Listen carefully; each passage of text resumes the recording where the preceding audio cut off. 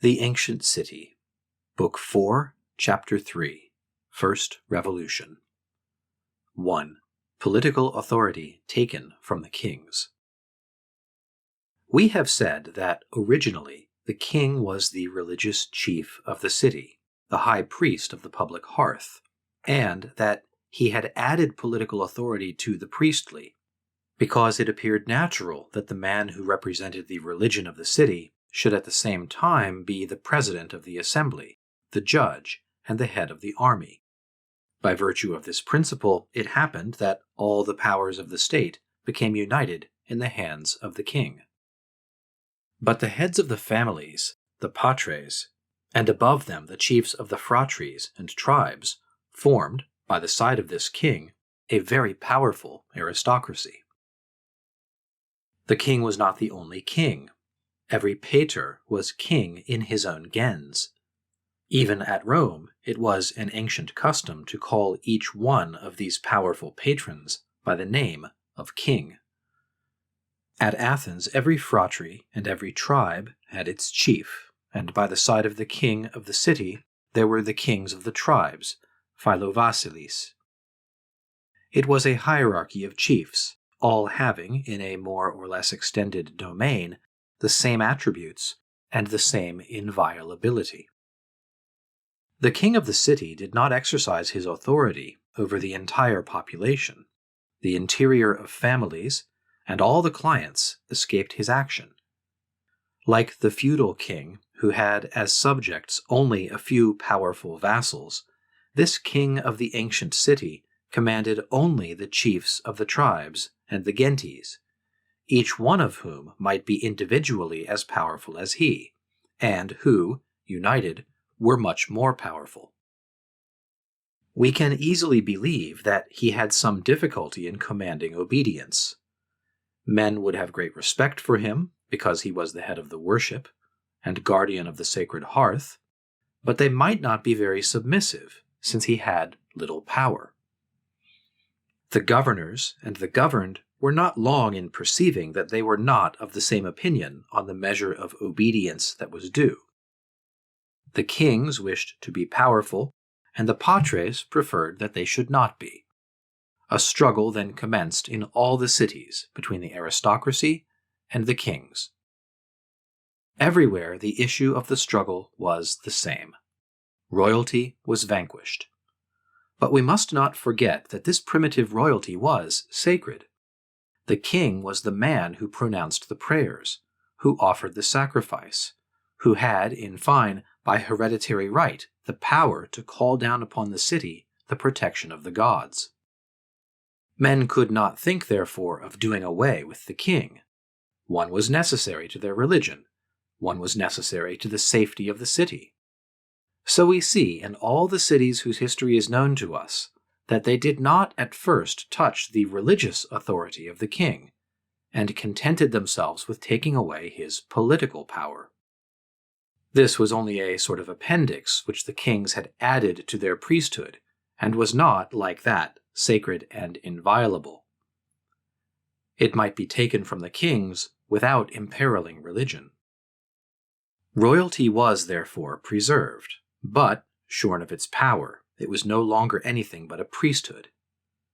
In very ancient times, says Aristotle, kings had absolute power in peace and war, but in the course of time some renounced this power voluntarily, from others it was taken by force, and nothing was left to these kings but the care of the sacrifices. Plutarch gives a similar account. As the kings displayed pride and rigor in their commands, the greater part of the Greeks took away their power and left them only the care of religion. Herodotus, speaking of the city of Cyrene, says, "They left to Battus, a descendant of the kings, the care of the worship and the possession of the sacred lands, but they took away all the power which his fathers had enjoyed." This royalty, thus reduced to a priesthood, continued in most cases to be hereditary in the sacred family that had long before established the hearth and commenced the national worship. In the time of the Roman Empire, that is to say, 7 or 8 centuries after this revolution, there were yet at Ephesus, at Marseille, and at Thespiae families who preserved the title and insignia of ancient royalty, and who still presided over religious ceremonies. In the other cities, the sacred families were extinct, and the kingly office had become elective and generally annual. 2. History of this revolution at Sparta. Sparta always had kings, and still the revolution of which we speak was accomplished here as well as in the other cities. It appears that the first Dorian kings reigned as absolute masters, but in the third generation the struggle commenced between the kings and the aristocracy. During 2 centuries there was a series of struggles, which made Sparta one of the most unquiet cities in Greece. We know that one of these kings, the father of Lycurgus, was killed by the blow of a stone in a civil war. Nothing is more obscure than the history of Lycurgus. His ancient biographer commences with these words: "We can say nothing of him that is not subject to controversy." It seems certain at least that Lycurgus appeared in a time of dissensions, at a time when the government floated in the midst of perpetual agitation. What appears the most clearly from all the information that has come down to us concerning him is that his reform dealt royalty a blow from which it never recovered. Under Charalaeus, says Aristotle, the monarchy gave place to an aristocracy.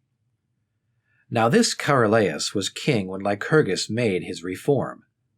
We know, moreover, from Plutarch, that Lycurgus was entrusted with the duty of making laws only when a civil disturbance arose, during which King Charalaeus sought safety in a temple. Lycurgus had for a moment the power to suppress royalty. He took good care not to do this, judging that royalty was necessary, and the royal family inviolable. But he arranged so that kings were thenceforth subordinate to the Senate in whatever concerned the government, and that they were no longer anything more than presidents of this assembly, and the executors of its decrees. A century later, royalty was still farther weakened. The executive power was taken away and was entrusted to annual magistrates, who were called ephors. It is easy to judge by the duties of the ephors what those were that were left to the king. The ephors pronounced judgment in civil cases, while the Senate tried criminal cases. The ephors, with the advice of the Senate, declared war, or settled the articles of treaties of peace. In time of war, 2 ephors accompanied the king and watched over him. They decided on the plan of the campaign and superintended all the operations. What remained then for the kings, if the law, the foreign relations, and military operations were taken from them? They had the priesthood left. Herodotus describes their prerogatives. If the city offers a sacrifice, they have the first place at the sacred repast. They are served first, and have a double portion. They are the first also to make a libation, and the skins of the victims belong to them. Each one receives, twice a month, a victim, which he sacrifices to Apollo. The kings, says Xenophon, offer the public sacrifices, and they have the best part of the victims. If they did not act as judges, either in civil or in criminal affairs, they still had reserved to them the right of deciding in all affairs which concerned religion. In case of war, one of the kings always proceeded at the head of the troops, offering sacrifices and consulting the presages. In presence of the enemy, he slew victims, and when the signs were favorable, he gave the signal for battle. During the combat he was surrounded by diviners, who indicated to him the will of the gods, and flute players, who sounded the sacred hymns. The Spartans said the king commanded, because he was in possession of both religion and the auspices, but the ephors and the polemarchs directed all the movements of the army. We can therefore justly say that the royalty of Sparta was merely an hereditary priesthood. The same revolution which suppressed the political power of the kings in other cities suppressed it also in Sparta. The power belonged really to the Senate, which directed, and to the ephors, who executed. The kings, in all that did not concern religion, obeyed the ephors. Herodotus could therefore say that Sparta did not know the monarchical regime, and Aristotle that the government of Sparta was an aristocracy. 3. The same revolution at Athens. We have seen above what the primitive population of Attica was. A certain number of families, independent and without any bond of union among them, occupied the country. Each one of them formed a society, governed by an hereditary chief. Later, these families were united in groups, and from their association grew the Athenian city. The great work of completing the unity of Attica is attributed to Theseus. But traditions add, and we can easily believe, that Theseus must have met with strong resistance. The class of men who opposed him were not the clients, or the poor, who were scattered about in the villages and the Aeni. These men rejoiced rather at a change which gave a chief to their chiefs, and assured to themselves a refuge and a protection. The ones who suffered by the change were the chiefs of families, and the chiefs of villages and tribes, the Vasilis, Philovasilis, those Epuatrids who, by hereditary right, held the supreme authority in their Yenos, or in their tribe. These stoutly defended their independence, and when it was lost, they lamented its loss. At any rate, they retained all they could of their ancient independence. Each remained the absolute chief of his tribe, or of his Yenos. Theseus could not destroy an authority which religion had established, and which it rendered inviolable. Still further, if we examine the traditions which relate to this epoch, we shall see that these powerful Epuatrids agreed to associate for the purpose of forming a city only after stipulating that the government should be really federative, and that each one of them should have a part in it. There was indeed a supreme king, but as soon as the common interest was at stake, the assembly of the chiefs was convoked, and nothing of importance could be done without the consent of this species of a senate.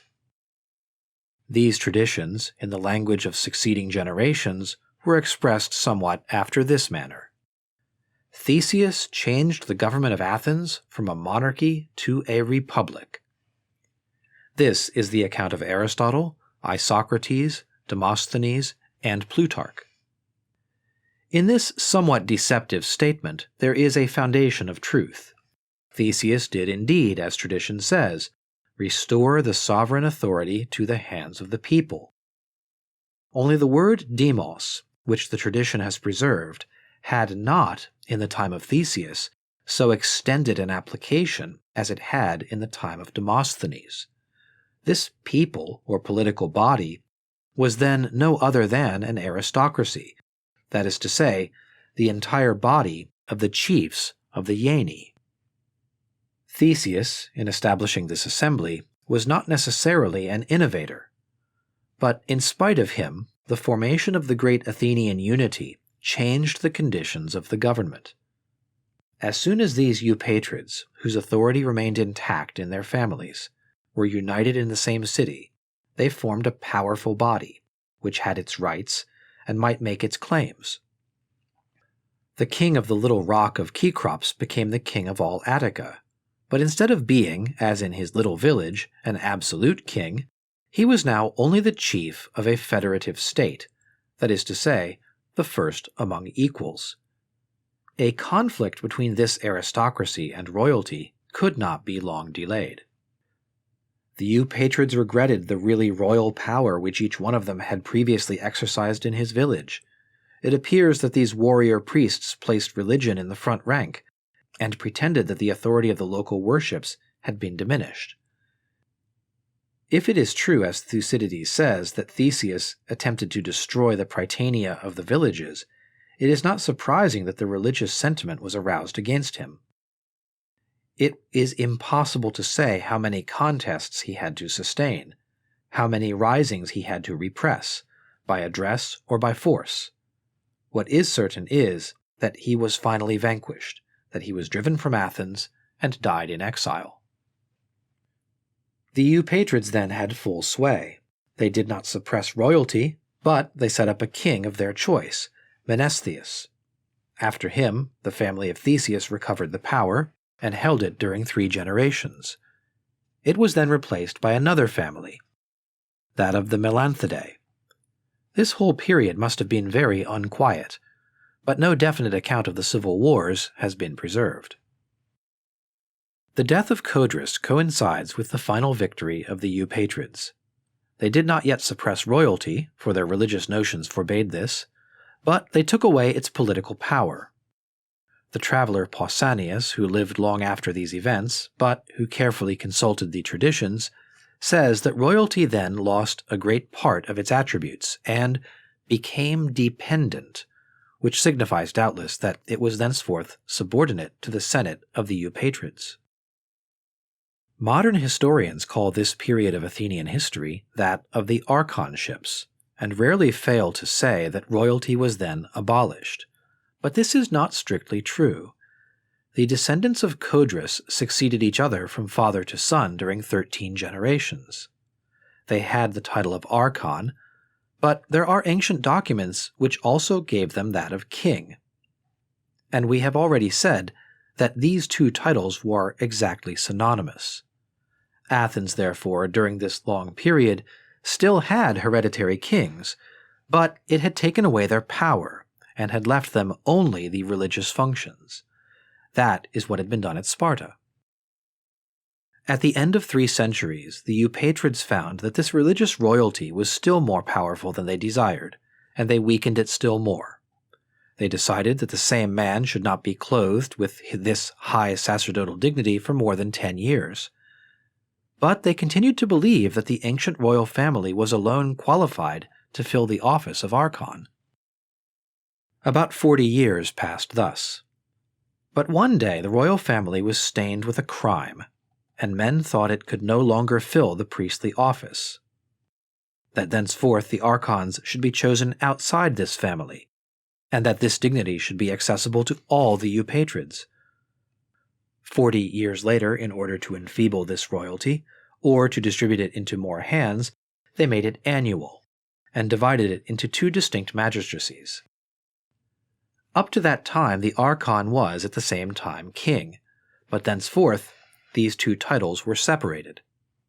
A magistrate called an archon, and another magistrate called a king, shared the attributes of the ancient religious royalty. The duty of watching over the perpetuation of families, of authorizing or forbidding adoption, of receiving wills, of deciding questions relating to real property, everything in which religion was interested, devolved upon the archon. The duty of offering the solemn sacrifices, and that of judging cases of impiety, were reserved to the kings. Thus the title of king, a sacred title which was necessary to religion, was perpetuated in the city with the sacrifices and the national worship. The king and the archon, together with the polemarch and the 6 Themistatae, who had perhaps existed for a long time, completed the number of 9 annual magistrates, whom it was the custom to call the 9 archons, from the name of the first among them. The revolution that took from royalty its political power was carried through under different forms in all the cities. At Argos, from the 2nd generation of Dorian kings, royalty was so weakened that there was left to the descendants of Temenus only the name of king without any power. Still, this royalty remained hereditary during several centuries. At Cyrene, the descendants of Battus at first united in their hands the priesthood and the political power, but after the 4th generation, nothing was left them but the priesthood. At Corinth, royalty was at first transmitted hereditarily in the family of the Bacchidae. The effect of the revolution was to render the office annual, but without taking it from this family, whose members held it by turns for a century.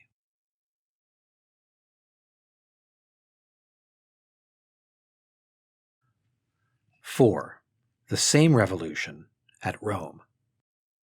At first, royalty was at Rome what it had been in Greece. The king was the high priest of the city. He was at the same time the supreme judge. He also commanded the armed citizens. Next to him were the patres, who formed a senate. There was but one king, because religion enjoined unity in the priesthood and unity in the government. But it was understood that on all important affairs the king must consult the heads of the confederated families. From this time, historians mention an assembly of the people. But we must inquire what was then the meaning of the word people, populus, that is to say, what was the body politic in the time of the first kings? All the witnesses agree that the people always assembled by curies. Now the curies were the collection of the gentes. Every gens repaired there in a body, and had but one vote. The clients were there, ranged round the pater, consulted perhaps giving their advice, contributing towards the single vote which the gens cast, but with no power to give an opinion contrary to that of the pater. This assembly of the curies was, then, nothing but the patrician city united in the presence of the kings. By this we see that Rome was in the same state as the other cities. The king was in the presence of an aristocratic body, very strongly organized, and which derived its power from religion. The same conflicts which we have seen in Greece, therefore, took place in Rome. The history of the 7 kings is the history of this long quarrel. The first wished to increase his power and free himself from the authority of the Senate. He sought the favor of the inferior classes, but the fathers were hostile to him, and he perished, assassinated in an assembly of the Senate. The aristocracy immediately dream of abolishing royalty, and the fathers fill, by turns, the place of the king. The lower classes are agitated, it is true. They do not wish to be governed by the chiefs of the gentes, and demand the restoration of royalty. But the patricians satisfy themselves by deciding that henceforth it shall be elective, and they fix the forms of election with marvelous skill. The Senate must choose the candidate, the patrician assembly of the curies must confirm this choice, and finally the patrician augurs must declare whether this newly elected king is pleasing to the gods. Numa was elected according to these rules. He was very religious, rather a priest than a warrior, a very scrupulous observer of all the rites of worship, and consequently very strongly attached to the religious constitution of the families and the city. He was a king after the hearts of the patricians, and died peaceably in his bed. It should seem that, under Numa, royalty had been reduced to its priestly functions, as it had been in the Greek cities. It is at least certain that the religious authority of the king was entirely distinct from his political, and that one did not necessarily accompany the other. What proves this is that there was a double election. By virtue of the first, the king was merely a religious chief. If to this dignity he wished to join the political power, imperium, it was necessary that the city should confer it upon him by a special decree. This conclusion follows clearly from what Cicero has told us of the ancient constitution. Thus the priesthood and the political power were distinct. They might be placed in the same hands, but for that 2 comitia and a double election were necessary. The third king certainly united them in his own hands. He held both the priestly office and the command. He was even more warrior than priest. He neglected and wished to diminish the religious element, the strength of the aristocracy. We see him welcome a multitude of strangers to Rome, in spite of the religious principle which excluded them. He even dared to live in the midst of them on the Caelian hill. We also see him distribute to plebeians lands, the revenue of which, up to that time, had been appropriated to defraying the expenses of the sacrifices. The Patricians accused him of having neglected the rites, and what was even worse, of having modified and altered them. And so he died like Romulus. The gods of the Patricians destroyed him and his sons with a thunderbolt. This event restored the supremacy to the Senate, which set up a king of its own choice. Ancus scrupulously observed all the religious rites, made war seldom as possible, and passed his life in the temples. Dear to the Patricians, he died in his bed. The fifth king was Tarquin, who obtained the throne in spite of the Senate, and by the help of the lower classes. He was troubled little with religious scruples. Indeed, he was very incredulous. Nothing less than a miracle could convince him of the science of the augurs. He was an enemy of the ancient families. He created patricians, and changed the old religious constitution of the city as much as possible. Tarquin was assassinated. The sixth king gained possession of the throne by stratagem. It should seem indeed that the Senate never recognized him as a legitimate king. He flattered the lower classes, distributed lands among them without regard to the rights of property, and even conferred political rights upon them. Servius was murdered on the steps of the Senate House. The quarrel between the kings and the aristocracy assumed the character of a social struggle. The kings sided with the people, and depended for support upon the clients and the plebs. To the patrician order, so powerfully organized, they opposed the lower classes, so numerous at Rome. The aristocracy then found itself threatened by a double peril, the worst of which was not the necessity of giving way before royalty. It saw rising in its rear the classes that it despised. It saw the plebs organizing, a class without religion and without a sacred fire. It saw itself in danger of being attacked by its clients, within the family itself, whose constitution, rights, and religion were discussed and jeopardized. In the eyes of the aristocracy, therefore, the kings were odious enemies who, to augment their own power, were planning to overthrow the sacred organization of the family and of the city. The second Tarquin succeeded Servius. He disappointed the hopes of the senators who had elected him, and wished to be master, de rege dominus existitit. He weakened the patricians to the extent of his power. He struck off the highest heads, reigned without consulting the fathers, and made war and peace without asking their approval. The patricians seemed completely subdued. Finally, an occasion presented itself. Tarquin was far from Rome. His army, that is to say his support, was also away. The city was, for a time, in the hands of the patricians. The prefect of the city, that is to say the one who held the civil power during the absence of the king, was a patrician, Lucretius. The commander of the cavalry, that is to say the one whose military authority was next to that of the king, was a patrician, Junius. These two men prepared an insurrection. They had as associates other patricians, Valerius and Tarquinius Collatinus. The place of meeting was not at Rome, but in the little city of Calatia, which was the property of one of the conspirators. There they showed the people the body of a woman. They said this woman had taken her own life as a punishment for the crime of a son of the king. The people of Calatia revolt and move on to Rome. There the same scene is renewed. Men are taken by surprise. The king's partisans are disconcerted. And besides, at this very moment, the legal power in Rome belongs to Junius and Lucretius. The conspirators take good care not to assemble the people, but to repair to the Senate house. The Senate declares Tarquin dethroned and royalty abolished. But the decree of the Senate must be confirmed by the city. Lucretius, as prefect of the city, has the right to convoke the assembly. The curies are assembled, and they agree with the conspirators.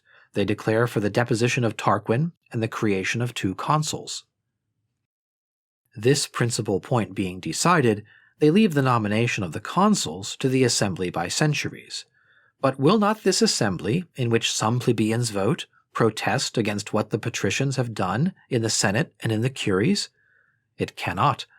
For every Roman assembly is presided over by a magistrate, who states the object of the vote, and no other question can come up for deliberation. More than this, none but the president at this period has the right to speak. If a law is to be voted upon, the centuries can only vote yes or no. If it is an election, the president presents the candidates, and no candidate except those presented can be voted for. In the present case, the president appointed by the Senate is Lucretius, one of the conspirators. He states that the only object of the meeting is the election of 2 consuls. He presents 2 names, those of Junius and Tarquinius Collatinus, as candidates for the office. These 2 men are necessarily elected. The Senate now ratify the election, and lastly the augurs confirm it in the name of the gods. This revolution did not please everybody at Rome. Many plebeians joined the king and followed his fortunes. On the other hand, a rich Sabine patrician, the powerful chief of a numerous gens, the haughty Attus Clausus, found the new government so much to his taste that he came to Rome to live. Still, it was political royalty only that was suppressed. Religious royalty was sacred and must endure. Therefore men hastened to name a king, but one who was a king only for the sacrifices, rex sacrorum. All imaginable precautions were taken that this king-priest should never take advantage of the great prestige which his office gave him and seize upon the civil power.